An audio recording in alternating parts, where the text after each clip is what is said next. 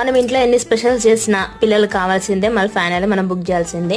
వాళ్ళతో పాటు మనం కూడా తింటాం అనుకోండి. ఆ సెకండ్ థింగ్, ఇప్పుడే బర్గర్ కింగ్ నుంచి ఒకటి క్రిస్పీ వెజ్ బర్గరు, అలాగే నా చిట్టితల్లి కోసం వెజ్ స్ట్రిప్స్. యాక్చువల్లీ చిట్టితల్లి చాలా బోర్ కొడుతుంది అంటే నేను ఇంక ఇవన్నీ బుక్ చేశాను అనమాట. సో తనకంటే ఏదైనా ఇష్టమైన ఫుడ్ ఉంది అని అంటే అది ఫ్రెంచ్ ఫ్రైసే. సో తను ఏది అడగదు, యాక్చువల్లీ నాకు ఇది కావాలి, ఇది పెట్టండి, ఇది చేయండి అని చెప్పి.